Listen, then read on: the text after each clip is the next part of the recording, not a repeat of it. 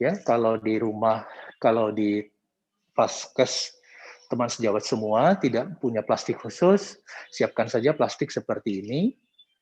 Kemudian untuk kepala dibuat bolongan ya agar mudah memasukkan bayi. Nah, tapi kami di rumah sakit kami punya yang namanya nama pabrikannya itu adalah NeoHealth. Dia adalah plastik yang khusus. Ada berbagai ukuran. Kalau ukuran yang ini adalah di bawah 1 kilo. Di bawah 1 kilo. Plastik penghangat ini coba dikeluarkan, Bu Lin. Plastik penghangat ini sudah lengkap dengan topinya. Jadi dia udah semacam apa ya, hoodie ya. Sudah punya topi tersendiri. Untuk di rumah sakit kita sudah punya ini, ya.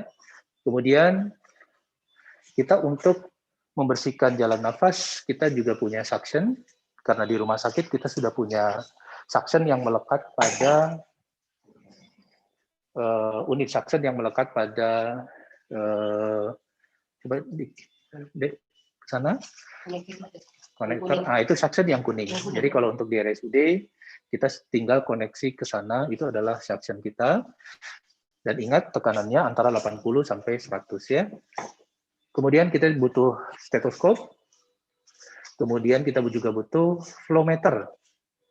Ya, flow meter itu adalah itu. Ya, kita butuh flow meter untuk memberikan oksigen. Kemudian kita juga membutuhkan hal khusus pada bayi, kita membutuhkan oksigen mixer atau oksigen blender namanya. Ini adalah oksigen blender. Dengan menggunakan ini, kita bisa mencampurkan udara tekan. Coba udara tekan, Bu Nanda. Yang kalau di rumah sakit itu berwarna hitam ya, berwarna hitam. Ya, dan kemudian satu sisinya adalah oksigen. Jadi tugas dari oksigen mixer ini adalah mencampur oksigen dan udara tekan dalam konsentrasi tertentu untuk menghasilkan konsentrasi oksigen yang kita inginkan. 21%, 30%, atau kalau 50%, bahkan sampai 100%. Ya, karena kita harus ingat nanti bahwa resusitasi pada bayi term kita mulai dengan 21%, sedangkan bagi yang untuk prematur kita biasanya mulai dari 30%. Ya. Kemudian kita juga harus siapkan pulse oximeter. Jadi untuk memonitor kadar oksigen. Di rumah sakit kita punya probe, itu adalah probe pulse oximeter yang dihubungkan ke dalam monitor. Monitornya bisa kita nyalain dulu. Ya. Nah, itu adalah monitornya dan probe oksigen. Kemudian kita harus punya juga untuk melakukan intubasi adalah laryngoskop.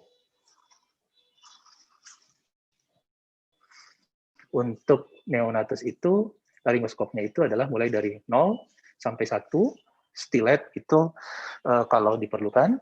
Nah, ya. Kemudian ETT dengan berbagai ukuran. Ya. Kemudian laryngeal mask LMA.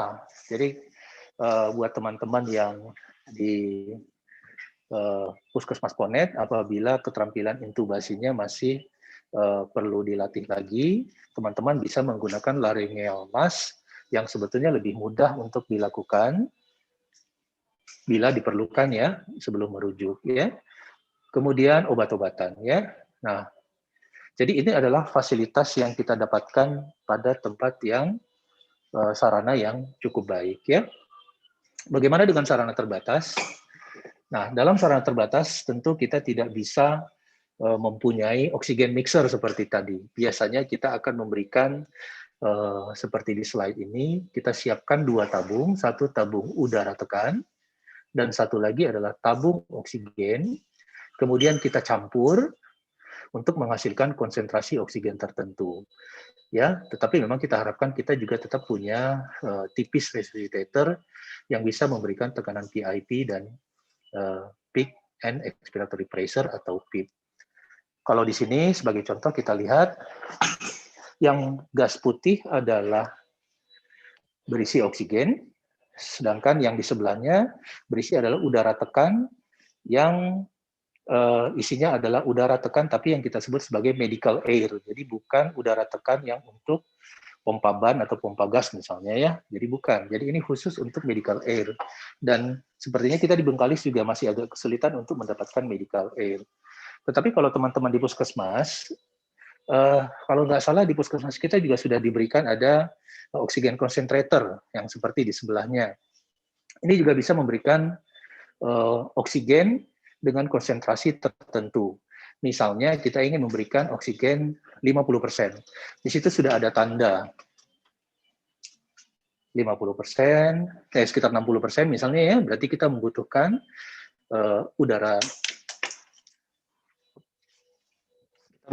udara tekan sekitar 1 liter, dan kemudian oksigen sekitar 1 liter. Coba Bu Nanda dibuat 1 liter udara tekan dan 1 liter oksigen. Pertama dinyalakan dulu.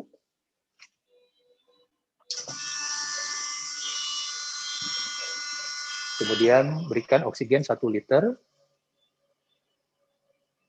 Ya, dan air ataupun udara tekan sekitar 1 liter. Nah, ini memberikan oksigen sekitar 57% tadi ya, sekitar 60%.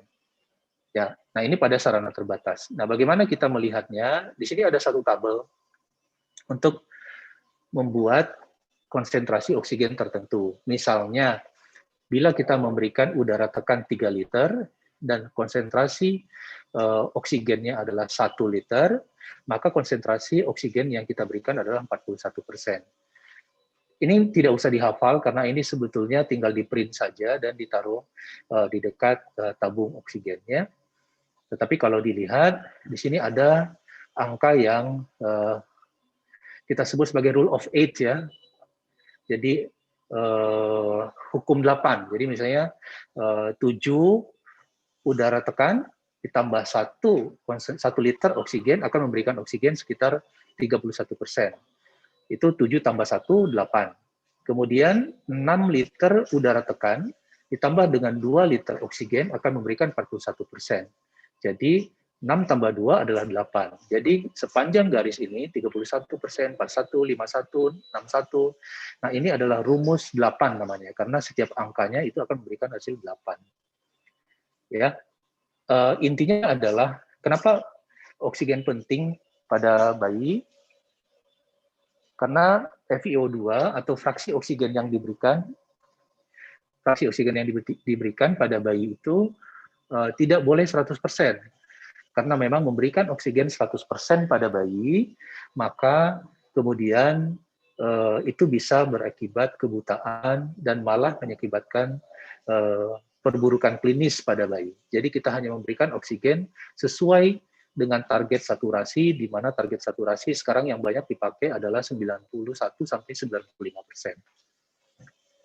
Ya, ini adalah langkah umum dari semua resusitasi, selalu ada airway. Kalau dalam resusitasi neonatus, itu adalah langkah awal, kemudian breathing, ya, itu adalah langkah VTP, ventilasi tekanan positif, kemudian circulation, ya, sirkulasi itu berupa kompresi dada dan ventilasi tekanan positif, juga pemberian obat-obatan, drug, dan equipment. Jadi sebetulnya prinsipnya sama saja ABCDE-nya, baik pada neonatus maupun pada pediatrik ya. Nah, ini ada satu kuis ya. Bisa Dr. Evan, kuis ya? Nah, sekarang sebelum kita mulai dengan teknik resusitasi, ada satu kuis, yaitu kapan waktu yang tepat dalam menentukan waktu kelahiran. Jadi kapan sih kita nyatakan bayi itu lahir di jam berapa? Pertama, A, apakah kepala telah lahir? Jadi begitu kepala lahir, kemudian kita nyalakan waktu menyatakan bahwa dia telah lahir. Kemudian apakah setelah bahunya lahir? Kemudian yang C itu, apakah ketika kemudian dokter obgyn atau teman-teman bidan sudah melakukan penjepitan tali pusat? Yang D, atau kemudian ketika bayi telah berada di meja resusitasi, baru kita anggap bahwa itu telah lahir. Atau E, jadi ketika bayinya telah keluar secara utuh. Ya, kita tunggu jawabannya. Kita mohon partisipasi dari teman-teman semua. Kapan waktu yang tepat untuk menyatakan bahwa bayi lahir, ya?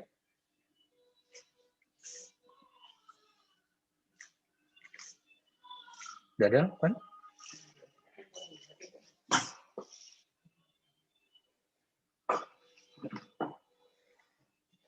Jawabannya?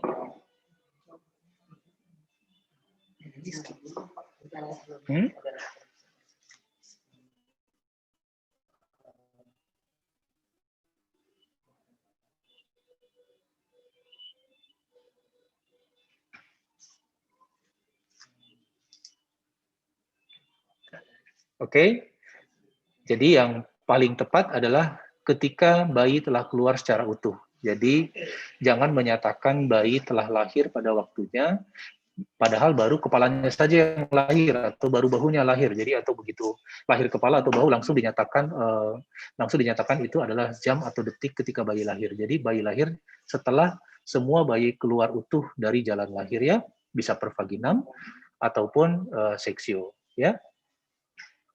Ya, saya kira 76% menjawab ketika bayi setelah keluar, ya.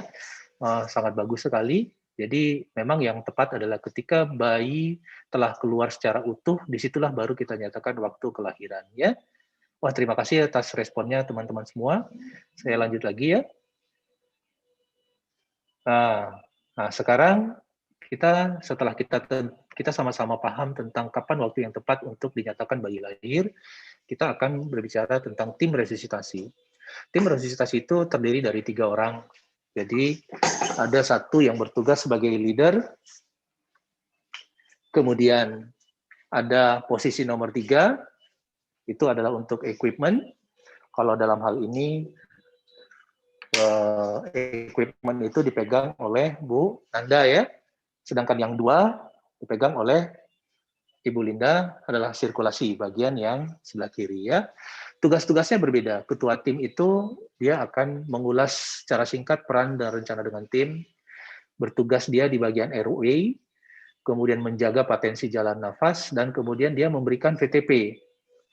Yang dianjurkan pada resusitasi neonatus adalah memberikan PIP dan PEP, ya, PIP 20-25 dan PEP 5, dan kecepatan ventilasi itu adalah 30-60. Leader juga akan melakukan intubasi, memberikan surfaktan jika perlu, dan kemudian menentukan nilai Apgar, ya. Dan tugas yang paling penting dari leader adalah memberikan pengarahan pada tim dengan tenang. Nah, ini dengan tenang agak sulit nih. Kadang-kadang kalau bayinya jelek sekali, kadang-kadang kita juga gugup, ya. Tetapi kita harus sebagai leader harus berusaha dengan tenang, ya. Kemudian yang kedua, sirkulasi dalam hal ini di posisinya adalah di Bu Linda. Tugasnya adalah mengeringkan bayi nantinya, ya. Kemudian bekerja sama dengan sirkulasi mengeringkan, merangsang, taktil, dan memasang plastik, ya. Kemudian mengganti linen bila perlu, ya.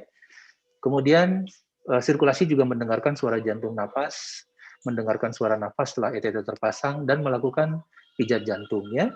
Untuk equipment, nomor 3, posisi Bu Nanda, itu adalah untuk menyiapkan alat, mengaktifkan timer saat lahir, yang tadi, ya, menentukan waktu kelahiran, memasang probe suhu, kemudian bekerja sama dalam merangsang, menjaga sirkulasi, dan sebagainya. Kemudian dia juga memasang sensor, ya, memasang sensor pulse oximetry di preduktal, di tangan kanan, ya. Oke. Nah, ini adalah alur resusitasi bayi. Jadi yang paling pertama, setelah kita konseling antenatal dan persiapan alat, pertama bayi lahir, maka yang kita nilai itu hanya ada 2 pertanyaan. Mohon maaf, ya. Yang pertama adalah bernafas atau menangis, dan tonus. Jadi kalau dulu pertanyaannya banyak yang dinilai, seperti misalnya kalau dulu itu usia gestasi, apakah mekonium, hijau apa tidak. Kalau sekarang hanya 2 pertanyaan. Bayinya menangis atau bernafas, ya, dan bagaimana dengan tonusnya? Bila jawabannya adalah salah satu tidak, maka dilakukan langkah awal, ya. Ya, bila bernafas atau menangis, bila jawabannya ya, maka yang dilakukan adalah perawatan rutin, memastikan bayi tetap hangat, mengeringkan bayi, dan mengobservasi. Nanti kita akan lakukan simulasi sebentar ya. Misalnya bayi, Bu Linda, pakai ini aja Bu Lin, untuk terima bayinya. Nah, ini aja, yang paling umum.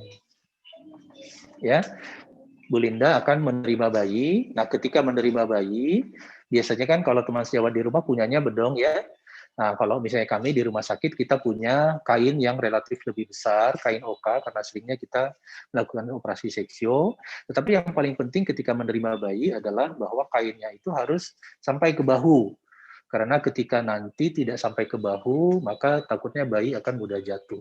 Jadi bayi kemudian lahir, baru Bu Linda, ya, kemudian ditaruh di meja resusitasi, ya. Nah, yang bagian leader, dia adalah kalau misalnya dilihat bahwa dia tonus ototnya tidak baik, ada tidak usaha nafasnya tidak baik di antara salah satu itu, maka dia memposisikan bayi, ya. Tetapi kalau misalnya keduanya bagus, misalnya tadi tonus ototnya bagus, kemudian usaha nafasnya baik, kita hanya melakukan pengeringan saja, ya. Nah, pengeringan bisa dilakukan bersama-sama, dibantu oleh yang bagian sirkulasi. Nah, bagian equipment, bagian yang ketiga, langsung kemudian menaruh alat ya,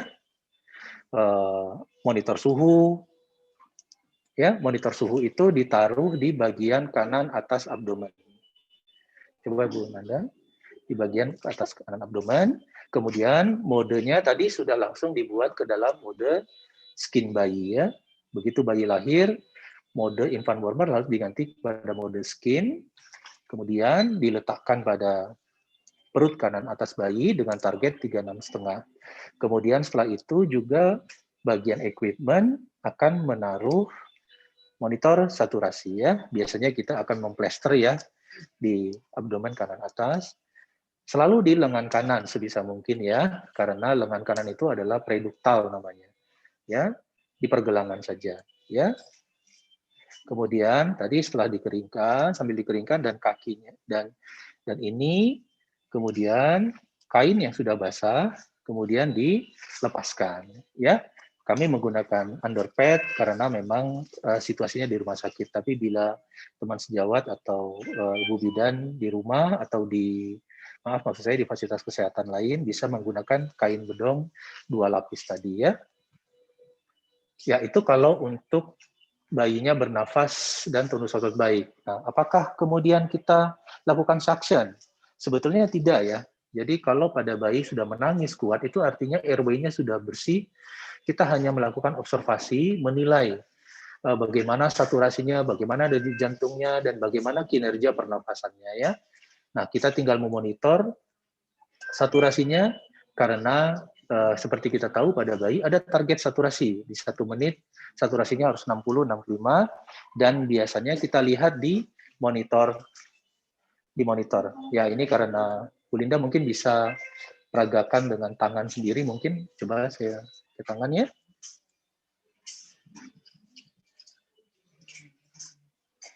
Nah jadi misalnya tangan saya ya kita akan mencoba nanti namun ya nanti dia akan membaca memang ini agak pelan ya tetapi nanti akan terbaca di layar monitor saturasi ya. Nah saturasi ini masih membaca tetapi nanti kita bisa lihat ada angka heart rate dan kemudian ada angka saturasi. Target kita pada bayi ya seperti yang tampak pada slide, bisa teman-teman tidak kesulitan ya untuk membolak-balik ya slide dengan video ya. Di 1 menit 60-65%, 2 menit 65-70%, 3 menit 70-75%, dan baru kita akan mencapai target saturasi biasanya setelah di atas 5 menit ya. Pada tabel ini di atas 10 menit baru kemudian kita sampai pada target saturasi 85-95 ya.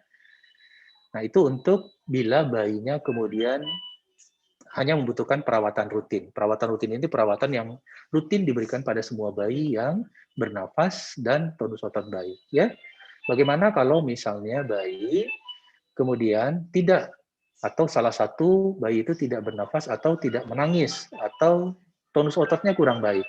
Kalau bahasa kita di sini mungkin apa ya, tekulai ya, terkulai. Nah, kalau kami di Jawa biasanya kita pakai istilah keplek. Jadi bayinya lemah. Kalau bayinya lemah, tekulai atau keplek, nah kita akan lakukan langkah awal ya. Seperti tadi, bayi tetap dihangatkan, kemudian diatur posisi, dikeringkan, dan simulasi. Simulasi pada bayi adalah, nanti kita bicara tentang simulasi, ya. Kemudian ini yang kita lakukan di langkah awal, berikan kehangatan, sudah dilakukan dengan infant warmer yang sudah hangat, memposisikan, ya, memposisikan, biasanya kita akan memposisikan, kita memang terkendala dengan ketersediaan boneka, jadi kita tidak bisa memperagakan memposisi bayi, tetapi posisi bayinya adalah semi menghidu, kemudian bayi dikeringkan tadi sudah, dan dirangsang taktil. Ini adalah menghangatkan, nah ini posisi semi ekstensi atau menghidu ya. Bagaimana dengan cairan amnion? Kalau sekarang sudah tidak ada lagi, kalau misalnya dulu kita kalau cairan amnionnya bercampur mekonium, kita lakukan intubasi. Kalau sekarang tidak ya, cukup dilakukan suction pada orofaring dan hidung, kemudian dilakukan seperti biasa pada cairan bukan pada cairan yang tercampur mekonium ya, karena ternyata intubasi yang dilakukan pada cairan yang campur mekonium untuk suction pada trakea itu tidak memberikan hasil yang lebih baik bila tidak disuction. Jadi sekarang tidak perlu melakukan suction pada bayi yang lahir dengan mekonium ya. Ini adalah cara merangsang. Jadi merangsang taktil itu cukup menyentil telapak kaki. Coba Bu Nana. Menyentil telapak kaki ya seperti ini. Kemudian menepuk dan menyentil telapak kaki ya. Ya. Ya. Atau kemudian menggosok punggung ya. Biasanya kami yang melakukan paling sering adalah pada punggung ya. Kemudian jangan lupa tadi setelah kita lakukan pengeringan, kita singkirkan kain basah, dan jangan lupa selalu setelah dilakukan tindakan semua direposisi kembali posisi kepalanya ya. Itu untuk langkah awal. Nah, pada bayi yang berat badannya di bawah 1.500 atau di bawah 32 minggu, bayi langsung dibungkus. Misalnya ini adalah bayi yang berat badannya di bawah 1.500 ya. Maka langkahnya berbeda dengan yang tadi. Ketika kita terima, bayi itu langsung harus masuk ke dalam plastik. Ini kalau buat teman sejawat atau bidan yang ada di daerah, ya, langsung kita berikan langsung bungkus plastik. Kemudian, ya, topi, kita pasang topi. Kemudian wajahnya saja yang kita lap, ya, pasang monitor suhu, pasang monitor saturasi, baru kemudian kalau bayinya kemudian ada usaha nafas, kita lakukan observasi ya. Setelah tindakan ini kemudian kita evaluasi, karena setiap setelah tindakan dilakukan evaluasi dan monitoring ya. Kalau di rumah sakit kami sudah langsung memakai NeoHealth. Kita coba NeoHealth.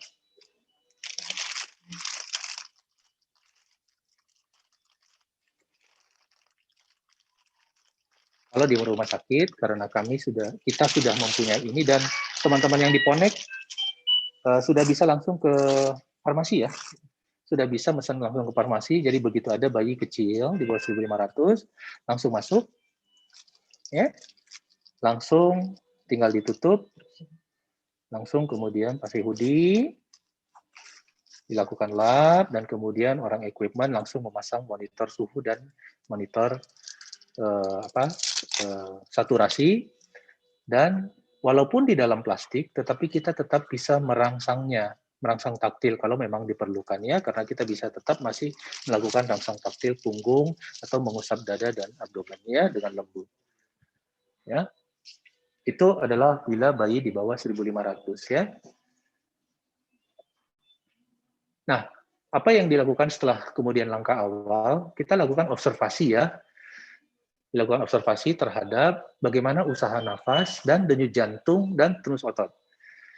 Jadi, apa yang kita observasi sekarang adalah usaha nafasnya ada apa tidak, bagaimana denyut jantungnya yang terpampang di monitor, dan tonus ototnya, apakah tadinya yang terkulai atau teplek itu sudah mulai kemudian kuat angkat, atau sudah mulai agak fleksi ya.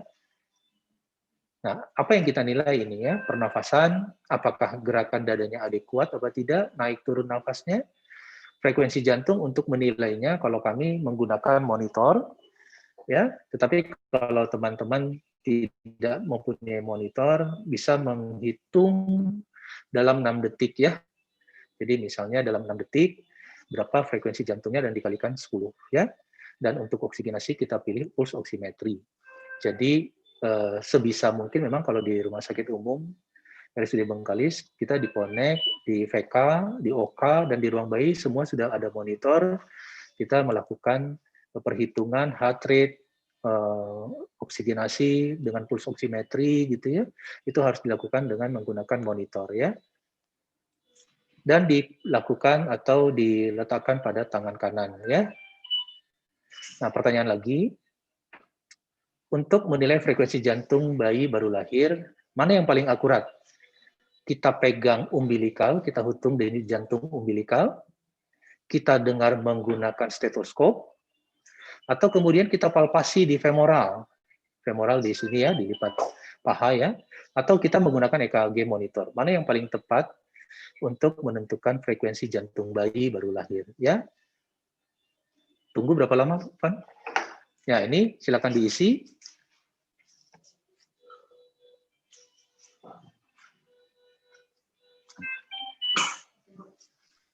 Kita akan matikan pollingnya setelah lebih dari 60% yang sudah vote. Oke. Ya, silakan.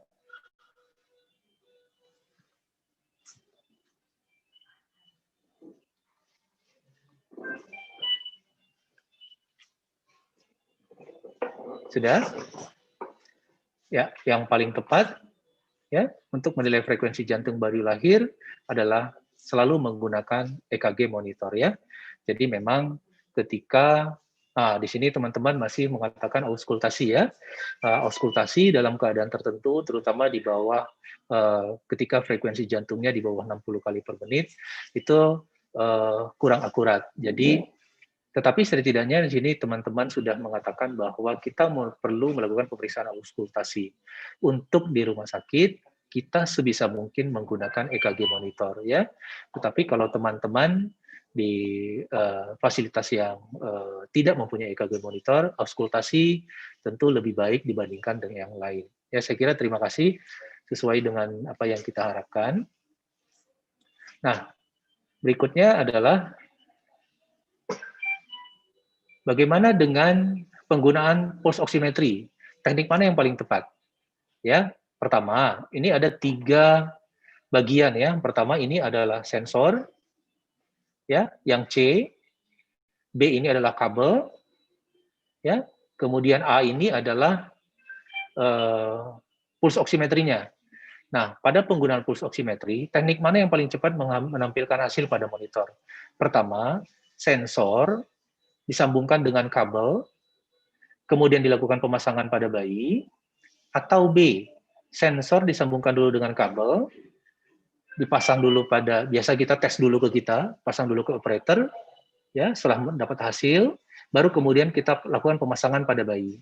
Atau C, sensor dipasang dulu pada bayi, kemudian baru disambungkan ke kabel. Ya, mohon dijawab, kita tunggu dulu sebentar. Kira-kira mana yang paling cepat mendapatkan hasil? Karena ini teknis yang sederhana yang teman-teman harus tahu, terutama di Ponek, ya, dan di VK ataupun di OK nantinya ya. Oke, kita masih tunggu. Sensor yang A itu sensor disambungkan dengan kabel, kemudian dilakukan pemasangan pada bayi. B-nya sensor disambungkan dengan kabel, kemudian dipasang dulu ke operator, Ya, kita tes dulu lah kesannya begitu. Baru kemudian dilakukan pemasangan pada bayi, atau sensor dipasang pada bayi kemudian disambungkan dengan kabel. Ya, yang paling tepat adalah C ya. Jadi bukan sensor disambungkan dengan kabel kemudian dipasang ke operator baru dipasang pada bayi, bukan ya. Yang paling tepat adalah C.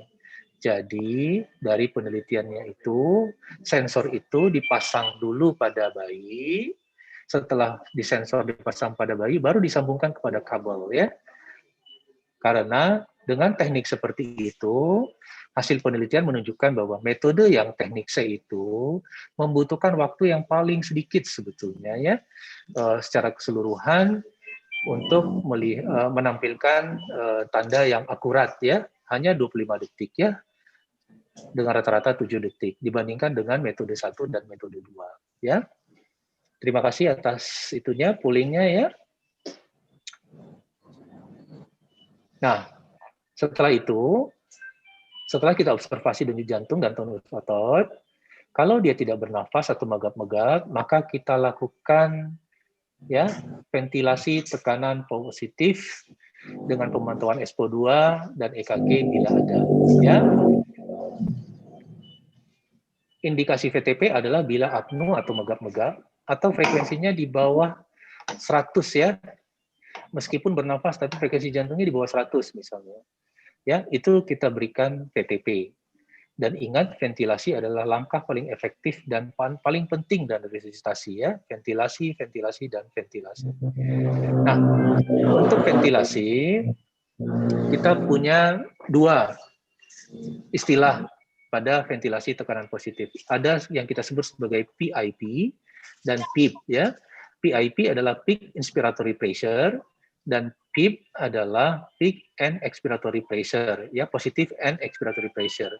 PIP adalah tekanan inspirasi, jadi kita untuk mengembangkan paru, kita butuh memberikan tekanan, tetapi kemudian agar paru-paru tidak kolaps, kita butuh tekanan juga, sisa udara di dalam paru agar alveoli tidak kolaps. Untuk memudahkannya, kita lihat dengan menggunakan balon ya.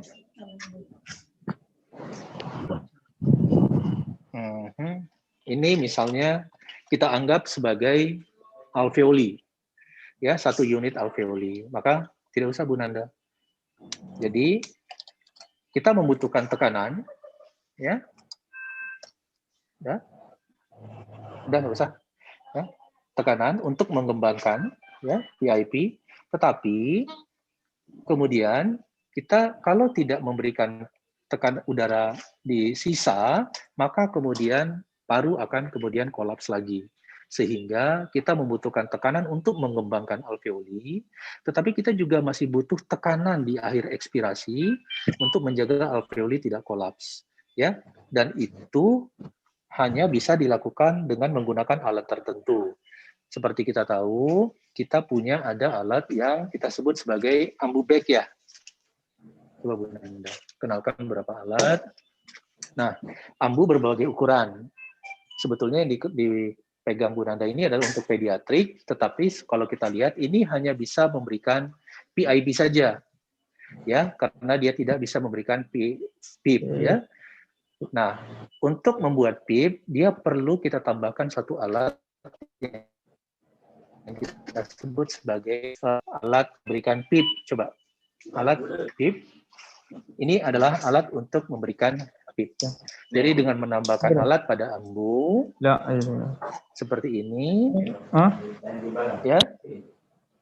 Nah ini dulu ya. Nah ini adalah alat untuk memberikan. Nah dengan menambahkan ini, sekarang ambu ini atau leather bag ini, ambu sebetulnya nama proyek, nama produk ya. Cuman karena istilah ambu itu sudah lebih dekat dengan telinga kita semua, jadi alat untuk memberikan tekanan positif kalau menggunakan balon mengembang sendiri, kalau dengan menggunakan katup PIP, maka sekarang kita mempunyai alat ventilasi tekanan positif yang bisa memberikan PIP dengan menekannya, tetapi juga bisa memberikan PIP sebesar kalau di sini adalah 5 cm. Jadi balon ini sekarang bisa memberikan PIP sebesar memberikan tekanan PIP dan PIP sebesar 5 cm. Nah, bagaimana untuk misalnya kita tahu, tadi kan kita lihat bahwa tekanan itu antara 20 sampai 25 per 5, PIP 20 sampai 25 dan PIP-nya adalah 5. Nah, untuk mengetahui tekanan PIP, kita bisa menambahkan manometer tekanan.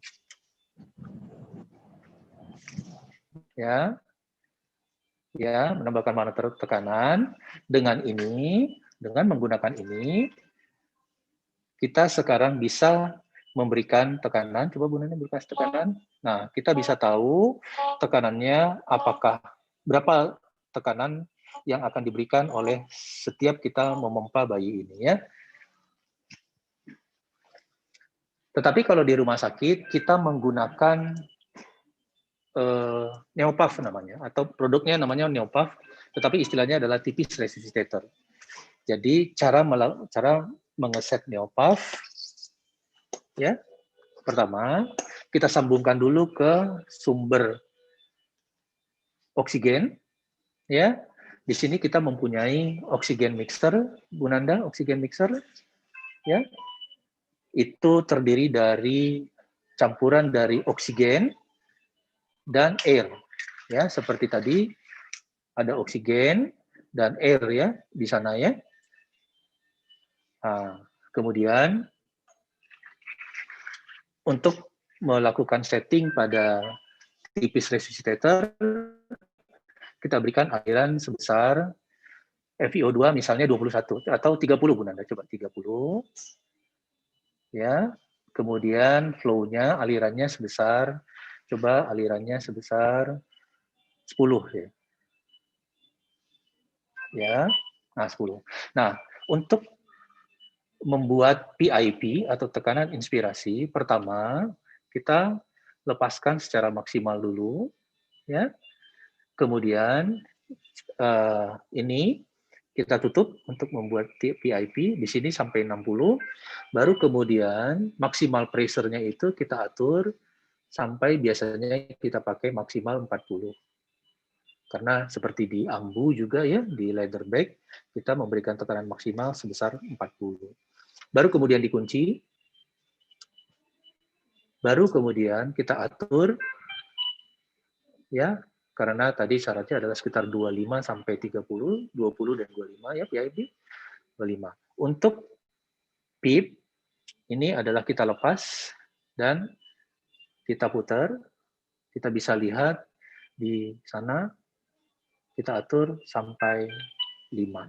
Jadi sekarang ventilasi ini memberikan 25 per 5. Ya, sekitar sebegitu. 25 dan 5. Ya, alat yang dianjurkan untuk resusitasi bayi memang adalah bisa memberikan PIP dan PP sebesar 5. Ya. Apakah ada lain? Ada juga seperti Jackson Reese misalnya. Jackson Reese atau anestesi bag, ini kita punya juga terutama di OK ya. Ini juga bisa memberikan PIP dan PIP. Ini adalah yang kita kenal dengan istilah balon tidak mengembang sendiri.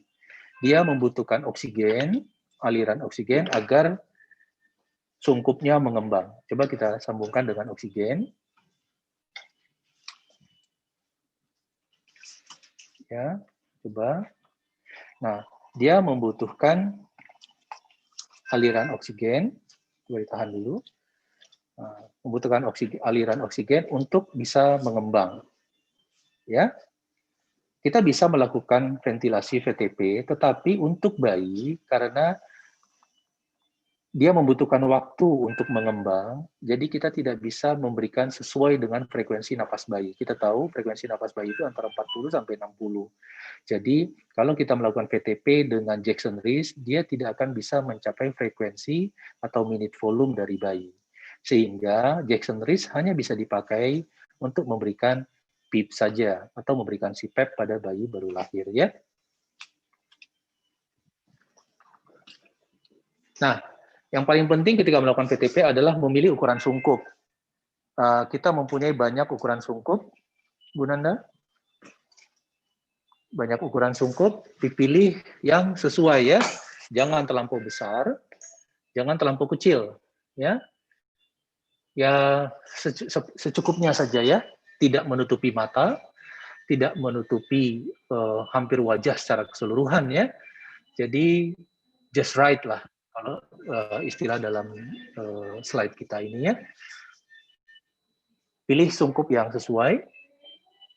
Nah, kemudian untuk memegang sungkup ada 3 teknik yang sering dipakai ya, stem hold ya seperti terlihat dalam gambar itu, 2-point top hold ya, dan OK rim hold ya. Nah, ini ada pertanyaan lagi, di antara ketiga teknik tersebut ya, ini tekniknya ada pada gambar ya, teknik mana yang memberikan kebocoran sungkup yang terkecil? Apakah A ya, stem hold ya, ini lebih jelas ya. Apakah A, stem hold, kita pegang di sininya ya, atau 2-point hold, kita pegang di sininya, kita tekan ya, atau kemudian, oh ini bayinya ukurannya nggak sesuai ya, nggak proporsional, apakah di sini, atau OK rim, OK, O dan K ya. Nah, mana yang lebih tepat, mana yang paling pas untuk mengurangi leak ya? Apakah stem hold, 2-point top hold, atau OK rim hold?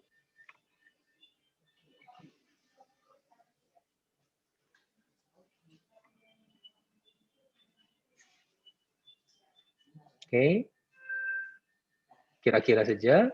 Nah, yang paling tepat adalah 2 itu ya, yang paling memberikan, wah bagus sekali ya, B dan C, dan memang dua-duanya ya kita bisa pakai ya, karena 2-point top hold ya, itu leak-nya paling sedikit, dan yang rim hold juga leak-nya paling sedikit, tergantung dari jenis sungkupnya. Tetapi saya kira jawabannya sangat bagus ya. Dua-duanya memang kita bisa pakai dan itu memberikan ventilasi yang sangat efektif ya. Oke. Nah, bagaimana menilai ventilasi? Yang kita nilai adalah pergerakan dinding dada ya. Setiap kita melakukan ventilasi, kita lihat dinding dada. Apakah dia naik dan turun sesuai dengan ventilasi yang kita berikan. Kalau kemudian ventilasi tersebut terlihat dadanya tidak mengembang dengan ventilasi yang kita berikan, maka ada jembatan keledai ya untuk mengingat apa yang permasalahan yang harus kita evaluasi.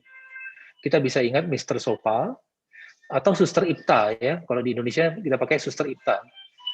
Mr. Sofa misalnya M-nya itu adalah mass adjustment, artinya pastikan perlekatan sungkupnya bagus. Kalau di Indonesia dia Suster Ipta ya, SR Ipta, jadi sungkupnya melekat rapat. Kita enakan pakai apa ya? Indonesia apa bule ya? Suster Ipta aja ya, Suster Ipta. Nah, jadi kita lihat pertama sungkupnya, apakah dia melekat erat. Kalau sungkupnya melekat erat, atau permasalahannya di R misalnya, reposisi jalan nafasnya, posisinya sudah mulai berubah. Yang tadinya semi ekstensi atau menghidu, kemudian kepalanya udah agak tertekuk lagi. Jadi kita coba reposisi ulang.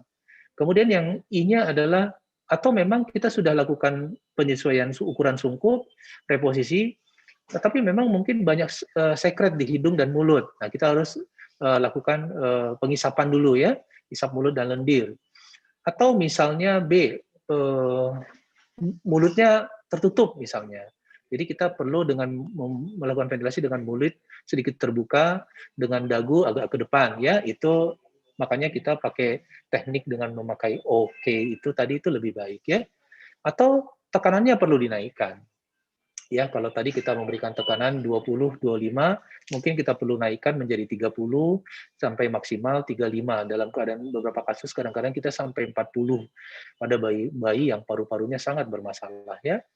Atau A, kita pikirkan untuk melakukan intubasi ya. Jadi ingat selalu ini, Suster Ipta atau Mr. Sopa. Jadi ketika kita melakukan ventilasi tetapi dadanya kurang baik pengembangannya, jadi ingat jembatan keledai Suster Ipta atau Mr. Sopa ya. Nah, bagaimana dengan konsentrasi oksigen selama melakukan VTP? Ya, pada bayi cukup bulan kita hanya menggunakan oksigen 21%. ya 21%. Kalau kita lihat pada mixer, ya coba Bu Nanda 21%, ya. Jadi kita akan melakukan VTP dengan menggunakan 21%. Nah, ini adalah 21%, ya. Kalau untuk bayi yang agak prematur, yang prematur ya, kita memberikan biasanya 30%. Kita bisa naikkan atau turunkan konsentrasinya tergantung dari target saturasi yang kita ingin capai ya. Bagaimana kecepatan ventilasi? Kecepatan ventilasinya adalah 40 sampai 60 kali per menit, ya, sekitar 20 sampai 30 kali per 30 detik. Jadi kalau kita buat iramanya itu pompa 23 atau remas lepas-lepas. Jadi seperti misalnya ini adalah yang paling kecil yang bisa kita pakai. Ini harusnya posisi kepalanya agak semi ekstensi ya, tetapi ini bonekanya kaku sekali. Ya, jadi kita bisa buat pompa lepas-lepas. Pompa lepas-lepas atau misalnya pompa 1-2, pompa 1-2, pompa 1-2, pompa 1-2. Itu akan memberikan frekuensi heart rate antara 30 sampai 60 kali per menit ya. Pompa 1-2, pompa 1-2, pompa 1-2 ya. Jangan terlampau lambat ya, jangan pompa 1-2, pompa 1-2 nggak boleh juga. Jadi dia harus adekuat, pompa lepas-lepas, pompa lepas-lepas, pompa lepas-lepas gitu ya frekuensinya. Kapan kita katakan efektif VTP-nya? Kalau kemudian setelah melakukan VTP, frekuensinya jantungnya meningkat, saturasi naik, dan usaha napas spontan tampak muncul ya. Bagaimana kalau bayinya? Tadi adalah pada bayi yang bernafas atau megap-megap ya, tidak bernafas atau megap-megap. Bagaimana kalau bayinya kemudian bernafas, tetapi merintih dengan distres napas? Maka kita memberikan CPAP namanya, dengan tekanan positif akhir ekspirasinya itu 7 sampai 8 ya, dengan memantau saturasi. Kesepakatan kita mulai dengan angka 7. Jadi pada di rumah sakit kita memberikan CPAP dengan menggunakan tipis resuscitator. Caranya seperti tadi ya. Kemudian kalau kita ingin memberikan CPAP dengan tekanan 7, kita atur ya, coba Bu dinaikin. Sorry. Ya. Nah, untuk memberikan CPAP kita atur sampai angkanya menunjukkan angka 7. Ya. Sekali lagi ya. Coba kita atur, kita putar sampai angkanya memberikan angka 7. Nah, ini adalah CPAP 7 ya. Tetapi kalau bagaimana kalau misalnya tidak punya CPAP 7? Sebetulnya kita bisa kalau untuk transport, nanti kita bicara transport, kita akan memerlukan CPAP dari botol yang sangat sederhana, tapi nanti untuk transport ya. Sebisa mungkin kalau untuk di Ponek, ya di bawah, di VK ataupun di OK, bidan ataupun perawat yang bertugas sudah mahir menggunakan CPAP, menggunakan tipis resuscitator ya. Nah, CPAP ini kemudian bisa kita berikan melalui sungkup selama 30 detik untuk evaluasi, atau kita sambungkan dengan Y-piece ya. Di rumah sakit kita udah punya Y-piece, jadi kita sambungkan ke hidung bayi, kemudian kita berikan. Ya, nanti kita fiksasi dengan menggunakan plester ya. Nah, inilah kemudian plesternya Bu Nanda. Ya. Nah, inilah yang kemudian kita sebut dengan memberikan CPAP ya, dengan tekanan 7 ya.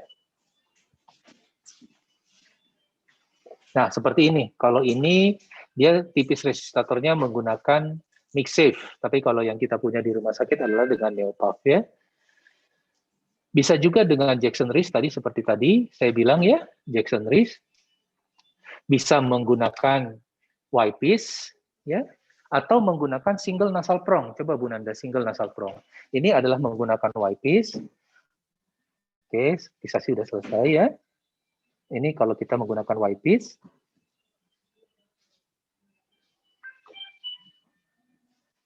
Ya. Atau kita menggunakan juga single nasal prong. Coba Bu Nanda membuat ETT dengan single nasal prong ya.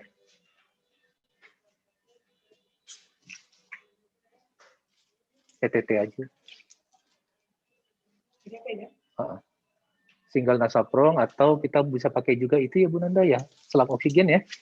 Jadi kalau teman-teman tidak mempunyai Y-piece di tempat bertugas, sebetulnya Y-piece bisa dipakai dengan membuat modifikasi ya, membuat modifikasi dengan menggunakan selang oksigen kanul ya.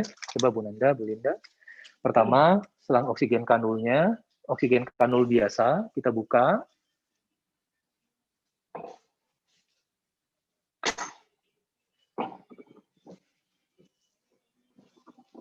Buka, kemudian di percabangannya itu, nanti kita gunting persis seperti ukuran dari Y-piece ya.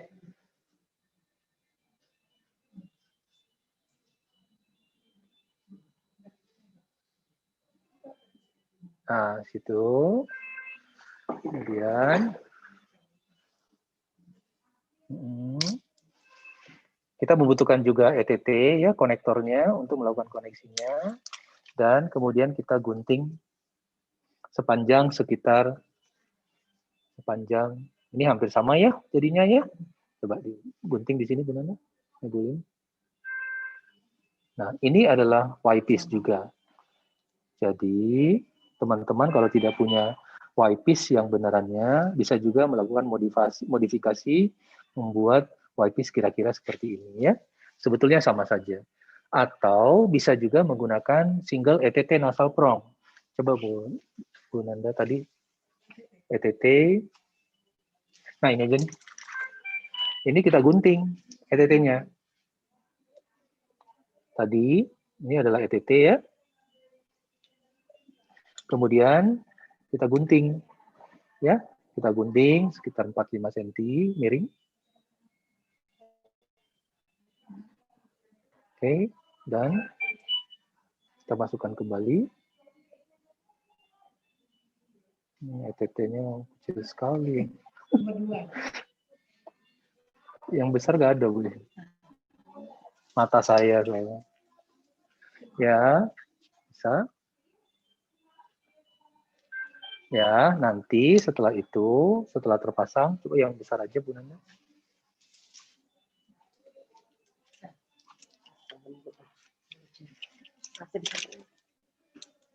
Bisa. Coba yang besar aja biar lebih jelas ya. Lampu kecil. Atau single nasal prong juga bisa ya. Itu aja. Coba. Oke, kita gunting. Miring. Kemudian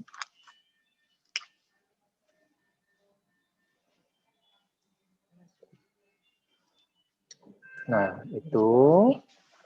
Kemudian nanti kita basahi dengan air liurnya, kita masukkan ke hidung bayi, dan kita hubungkan ke sipep. Tipis tadi ya. Seperti ini.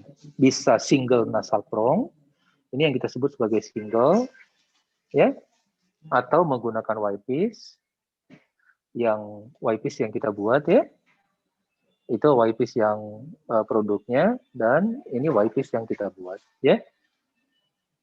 Dan konsentrasi oksigennya itu menggunakan rumus 8 tadi ya. Kira-kira seperti ini. Ya, Jackson Rees, CPAP dengan menggunakan, kalau kita menggunakan Jackson Rees ya. Oke, kalau dia bernafas, dan kalau misalnya bayinya bernafas spontan, tidak ada distres, tetapi masih kebiruan. Nah, dalam kasus kebiruan, kita bisa memberikan oksigen aliran bebas, ya, dengan memberikan 5 liter per menit ya.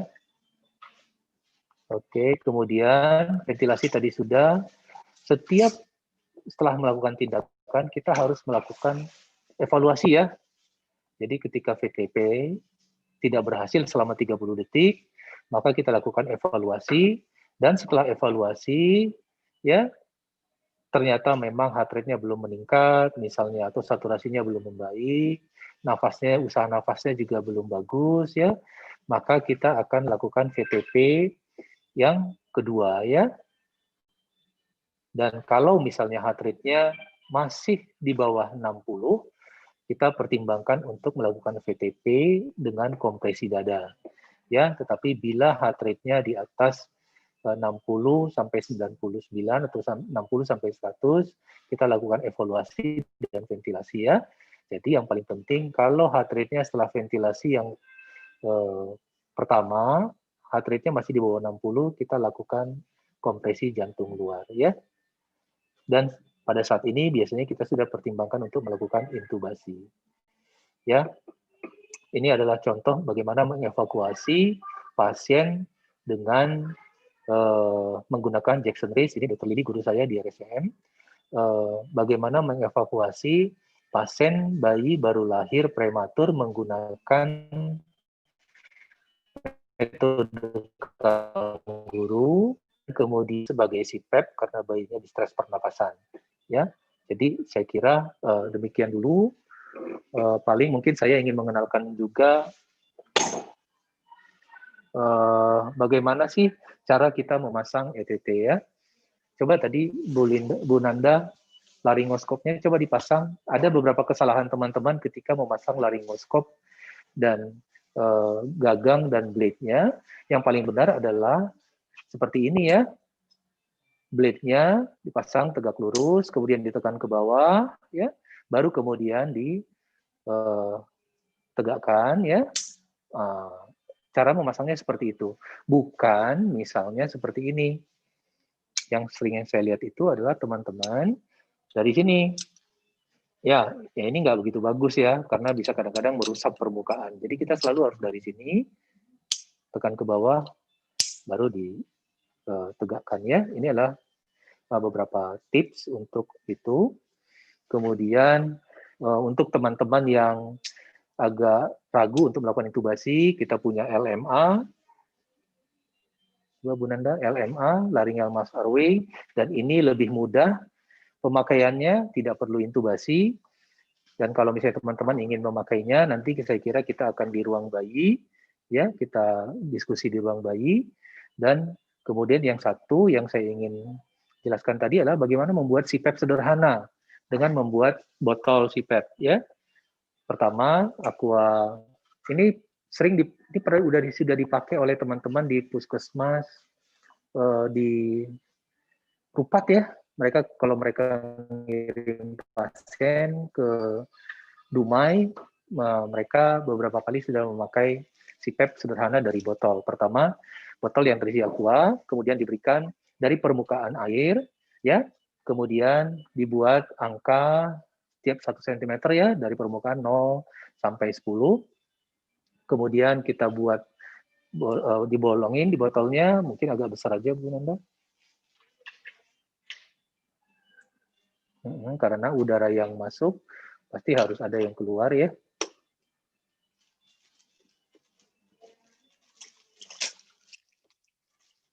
Ya, nah dibolong ya. Kemudian kita ya sudah.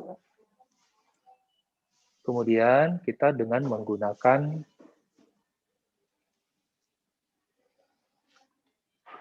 selang oksigen ya. Ini kita potong. Ini Bu Linda. Ini kita potong. Ya. Potong. Ya, ini ya, gini ya, potong. Kemudian ini kita ikat. Ikat ya. Nah, kemudian ini oksigen kita sambungkan ke sumber oksigen ya, selang oksigen, bisa menggunakan Kalau ini di rumah sakit ya, tetapi intinya adalah sumber oksigen ya, bisa menggunakan tabung. Jadi di puskesmas kan sudah ada tabung oksigen ya, disambungkan ke tabung oksigen, dipasangkan ke hidung bayi, ya, dan sebelah sininya, kemudian taruh di bawah, nah, dihubungkan, dimasukkan ke dalam air. Kalau kedalamannya kita ingin memberikan PEP 7 cm, kita akan memberikan kedalaman sampai ke kedalaman 7, ya. Ya, itu alirannya, kecepatan alirannya disesuaikan untuk memberikan gelembung yang cukup, ya. Nah, ini adalah cara memberikan CPAP yang sangat sederhana dan bisa dilakukan oleh teman-teman di puskesmas untuk merujuk bayi yang mengalami distres napas, tetapi persediaan atau peralatan CPAP tidak dipunyai teman-teman di puskesmas. Ya, saya kira demikian.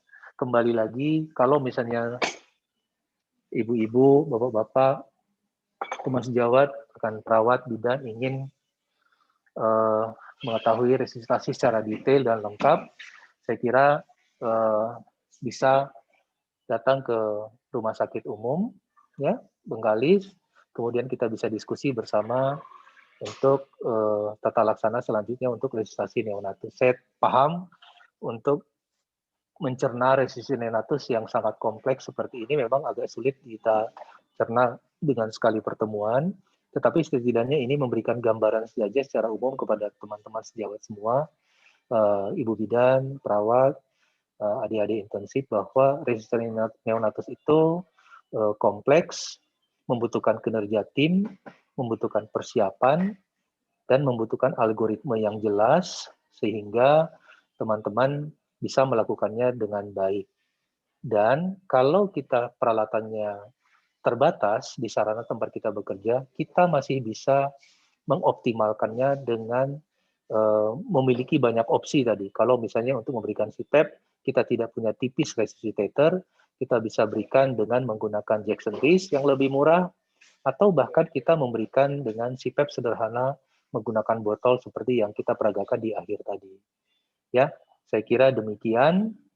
Billahi taufiq wal hidayah. Wassalamualaikum warahmatullahi wabarakatuh. Saya serahkan kembali kepada Dr. Evan dan tim ya. Ini kerja keras yang saya kira sangat berterima kasih saya kepada Dr. Evan, Dr.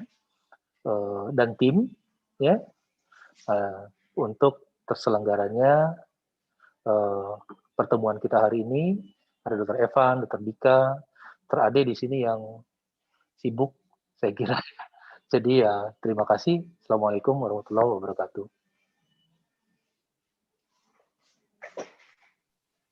Baik, terima kasih atas ilmu-ilmu yang telah diberikan oleh Dr. Aidi. Berarti banyak sekali ya yang kita bisa pelajarin.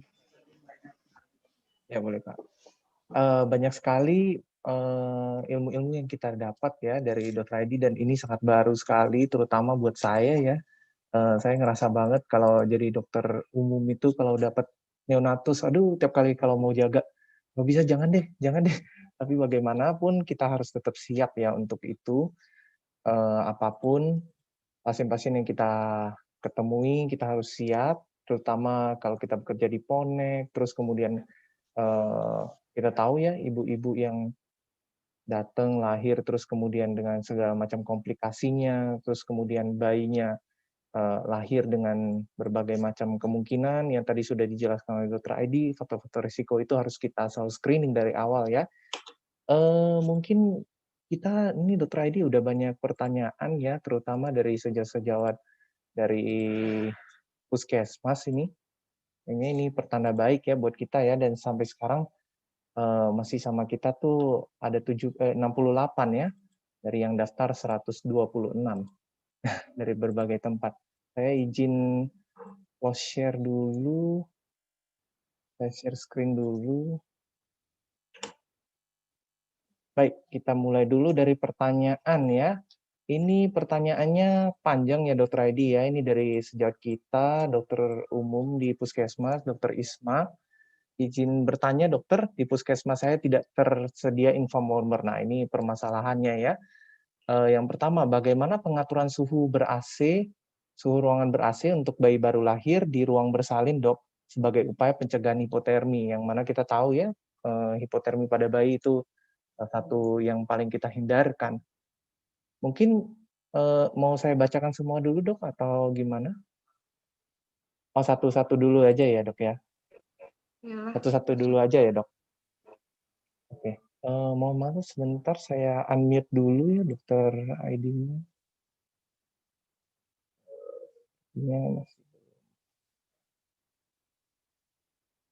Bentar. Ya, halo? Halo? Ya, oke. Oke, sudah ya? Sudah, Dok. Oke. Sudah. Jadi, yang pertama dari Dr. Isma ya, Iya. bahwa bagaimana untuk pengaturan suhu ruangan ber-AC ya untuk bayi baru lahir di ruang bersalin sebagai upaya pencegahan hipotermi. Maksudnya ini apakah ini untuk di OK atau setting di puskesmas ya? Jadi kalau misalnya kita tidak punya infant warmer ya, tetapi kita ingin menjaga agar bayi itu tetap hangat, maka tentu kita membutuhkan meja resusitasi yang kalau ruangannya ber-AC tentu tidak di bawah AC langsung ya. Jadi kita harus menempatkan di tempat ruangan yang agak jauh dari AC, jauh dari AC dan jauh dari aliran udara, misalnya tidak di dekat jendela, tidak di dekat pintu, kemudian usahakan kain yang kita gunakan itu harus selalu hangat ya. Nah, jadi upaya-upaya itu yang harus kita lakukan karena kan tidak semua punya infant warmer. Jadi kita hanya perlu menyiapkan tempat yang cukup hangat di dalam satu ruangan, tidak langsung di bawah AC, kemudian tidak ada udara mengalir seperti dekat jendela atau di dekat pintu, kemudian sebisa mungkin usahakan kain-kain yang untuk melakukan pengeringan itu dalam kondisi yang hangat. Pada keadaan tertentu, teman-teman sejawat bisa menggunakan lampu pemanas ya, bila memang ditakutkan suhu ruangan saat itu cukup dingin ya. Saya kira itu ya kalau untuk tidak tersedia infant warmer ya. Tetapi seingat saya sih di puskesmas, terutama di puskesmas Ponet sudah ada infant warmer ya. Teman-teman bahkan sampai di Rupat Utara pun sebetulnya sudah mempunyai infant warmer. Hanya memang waktu itu infant warmer-nya masih belum difungsikan. Jadi saya pikir tinggal difungsikan aja oleh teman-teman, tapi pada tempat yang tidak punya dan harus dilakukan persalinan dan bayi di sana, siapkan seperti yang saya bilang tadi ya. Nah, yang kedua, Dr. Evan ya? Ya, Dok. Makasih ya, Dok, jawabannya. Nanti kalau buat teman-teman yang mungkin masih ingin bertanya lagi masalah yang ruangan itu, bisa rebuttal dengan berbagai argumen. Yang kedua, ini Dok, mengenai penggunaan plastik. Nah, ini juga sebenarnya sering sih, bukan hanya di puskesmas, di kita juga, meski kayak di Ponek itu. Lahir di puskesmas, apakah tetap dianjurkan? Mohon penjelasannya, Dok, manfaat penggunaan plastik pada bayi baru lahir. Karena saat koas dulu, penggunaan plastik ini hanya untuk transfer dari ruang OK ke ruang rubber atau PICU, terutama bayi-bayi yang kecil. Lalu puskesmas bagaimana yang settingannya, Dok? Apakah wajib menggunakan plastik atau perlu plastik ini terutama saat merujuk saja? Terima kasih. Ya, terima kasih pertanyaannya. Jadi penggunaan plastik sebetulnya pada resusitasi dilakukan pada bayi-bayi yang sangat prematur ya, di bawah 32 minggu atau berat badan yang di bawah 1.500 gram. Jadi kalau sebetulnya keinginan kita untuk bayi-bayi dengan risiko tersebut, dengan prematuritas di bawah 32 minggu, sebetulnya idealnya harus dirawat atau dilakukan persalinan di rumah sakit. Karena kita punya fasilitas untuk menjaga suhu bayi, mulai dari lahir, ditransport, dan sampai ke ruangan. Tetapi dalam keadaan sangat terpaksa, misalnya harus lahir di puskesmas, maka apakah dilakukan plastik? Ya, kita lakukan plastik pada yang di bawah 1.500. Bagaimana saat transport? Saat transport juga kita menyarankan, tergantung transportnya. Tadi seperti teman lihat pada slide terakhir itu, transport bayi kecil ya, bayi prematur, menggunakan CPAP dengan menggunakan Jackson Rees dan menggunakan metode kanguru. Jadi sangat tergantung sekali keadaannya. Kalau memungkinkan akan sangat lebih baik kalau misalnya teman-teman menggunakan mentransport ke rumah sakit dengan menggunakan metode kanguru. Tetapi kalau misalnya tidak memungkinkan, plastik tetap dijaga karena kita tahu sendiri tujuan dari plastik ini adalah untuk mencegah kehilangan panas pada bayi. Ya, jadi apakah dipakai? Ya, kita pakai, tapi hanya untuk bayi-bayi yang kecil. Nah, bagaimana dengan bayi besar? Bayi besar sebetulnya tidak ada penggunaan plastik, ya. Tetapi kalau misalnya teman-teman, saya kira sekarang sudah jarang ya persalinan di tempat yang dingin gitu ya. Jadi saya pikir penggunaan plastik ini dibatasi pada bayi-bayi yang kita takut akan mengalami kehilangan panas, terutama bayi-bayi prematur ya. Saya kira gitu, Dokter Adrian. Dokter Evan. Ya, baik dok. Ya. Terima kasih. Dok, ini ada pertanyaan ketiga dari Dokter Isma. Dokter, ada tadi di penjelasan dokter mengenai jika bayi menangis, sebenarnya tidak perlu disuction. Nah, bagaimana pada pada kasus bayi menangis, tapi saat diinspeksi tampak lendir di sekitar mulut bayi, dok? Apakah cukup kita observasi saja atau boleh kita lanjut suction saja? Karena penggunaan suction tidak tepat pengetahuan saya karena bisa memicu infeksi. Betul sekali. Jadi suction itu hanya digunakan untuk membersihkan jalan nafas. Ingat, penggunaan suction itu adalah untuk langkah airway. Jadi untuk membersihkan jalan nafas. Kalau bayi menangis dengan baik, kita bisa berasumsi bahwa airway-nya sudah clear. Jadi tidak perlu lagi dilakukan isap lendir. Tetapi kalau teman sejawat mencurigai, misalnya setelah di sekitar mulutnya banyak lendir, banyak sekret gitu ya, boleh melakukan suction, tetapi memang hanya sampai orofaring. Dan teknik melakukan suction juga tidak usah dalam-dalam ya, karena yang kita bersihkan hanya orofaring, teman sejawat. Jadi kita tidak memberikan suction sampai jauh ke dalam, hanya sekitar orofaring. Dan waktunya singkat, cukup kita berikan hitungan, kita masukkan suction, kemudian 3, 2, 1, sudah selesai, dicabut lagi ya. Nah, bagaimana dengan risiko infeksi? Nah, kita memang sangat berharap, atau bukan berharap ya, bahwa semua alat-alat untuk resusitasi bayi itu adalah alat-alat steril yang single use. Saya kira untuk suction juga teman-teman di puskesmas juga sudah punya selang suction ya. Kalaupun memang harus menggunakan bulb suction atau karet suction itu digunakan yang steril ya. Jadi tidak bisa menggunakan alat-alat resusitasi yang tidak steril ya. Saya kira demikian untuk mencegah infeksi tentunya ya. Ya. Baik dok, terima kasih jawaban yang sangat mantap dok.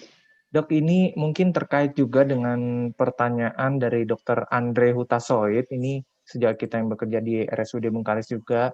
Izin bertanya dok, dalam melakukan suction pada bayi baru lahir, sebaiknya memang selang suction sedalam apa ya? Cukup sebatas oro atau sampai ke trakea? Ini seperti yang sudah dokter jawab ya tadi ya dok. Ya, okay. Batas ya. oro aja ya.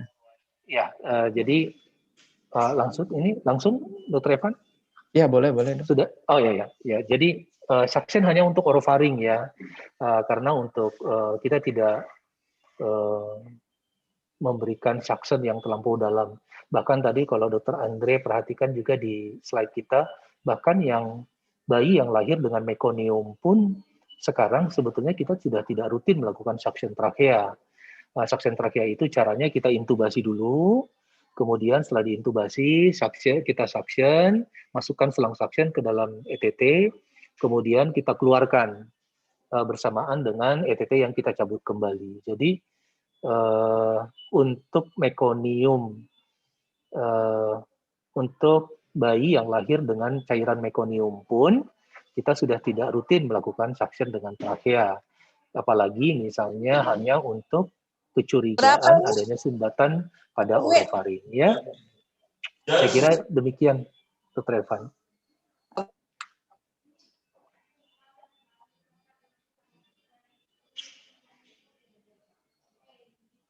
suaranya Dr. Evan ya itu. Oh maaf, sorry suaranya. Ya, ini mungkin dok, ini pertanyaan keduanya Dr. Andre, apabila tidak tersedia alat saturasi neonatus, apakah terdapat perbedaan bila kita menggunakan alat saturasi dewasa? Nah, ini sering banget dok, kita temui juga karena memang tidak widely available ya dok ya, untuk yang baik karena sensornya atau probe-nya. Terima kasih dok. Ya, jadi, nah ini memang sulitnya ya. Sebetulnya dalam pembacaan saturasi itu, ukuran itu sebetulnya tidak mempengaruhi ya. Jadi bisa juga, hanya masalahnya perlekatannya sebetulnya. Kalau kita menggunakan probe saturasi dewasa, perlekatannya itu kurang bagus sehingga infrarednya itu yang digunakan untuk mengukur saturasi oksigen itu kurang efektif dalam membaca. Jadi memang perlekatannya yang menjadi kendala sebetulnya kalau kita menggunakan monitor atau probe dewasa. Tetapi kalau perlekatannya bagus, dia tetap bisa membaca. Hanya memang standar monitor saturasi pada bayi itu adalah hanya 2 yang sebetulnya dijadikan standar, yaitu Mosimo, yang merek Mosimo, dan merek Nellcor.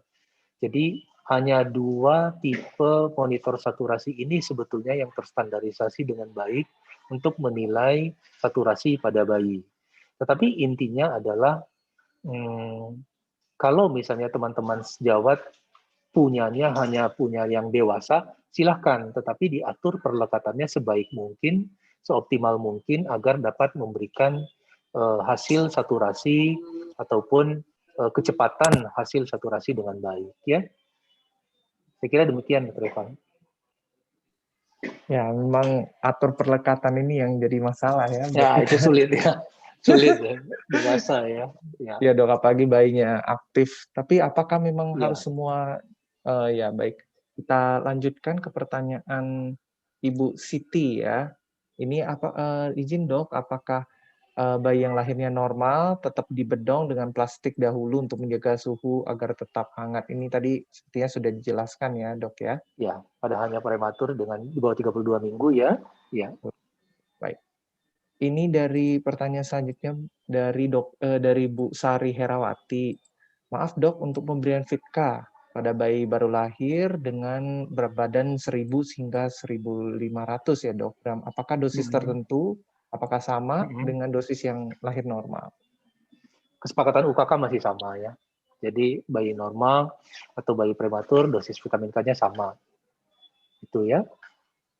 Berapapun ya dok ya? Ya, betul. Mungkin yang beda dosis baik. Dosis vitamin K-nya sama. Oke, baik. Dok, ini ada pertanyaan terakhir ini dari Bu Eni Nurmaningsi. Maaf dok, boleh mungkin penggunaan CPAP sederhana oksigen itu oksigennya dibuat berapa liter per menit ya dok ya? Oh iya. Nah tadi itu, tadi sayang di akhir tidak begitu dijelaskan ya. Jadi penggunaan alirannya itu tergantung gelembung yang muncul. Ya, jadi kita ingin mencapai gelembungnya itu yang optimal. Nah, bagaimana optimal itu? Ya seperti ibu kalau masak air deh, gitu ya. Kalau masak air itu kan ada kalau dia mendidih itu kan gelembungnya banyak sekali ya. Nah, tidak seperti itu, tapi gelembung optimal lah, yang enak aja ngelihatnya. Tidak terlampau lambat bubble yang muncul, gelembung yang muncul, tetapi tidak juga seperti mendidih, seperti masak air yang mendidih. Jadi di antaranya. Nah, itu adalah alirannya yang kita perlukan untuk menghasilkan, maksudnya untuk menentukan aliran berapa liter oksigen yang akan kita berikan. Idealnya sumber oksigennya itu adalah digabung tadi ya antara tabung oksigen dengan udara tekan. Tetapi bila memang tidak ada, ya kalau di kita ini kan agak sulit ya di Bengkalis mencari udara tekan medical air. Jadi yang bisa kita lakukan adalah ya kita terpaksa dalam keadaan sangat terpaksa kita berikan oksigen saja. Tetapi mengingat jarak rumah sakit dengan puskesmas terdekat kita di sini, saya kira tidak jauh. Jadi saya pikir yang penting adalah memberikan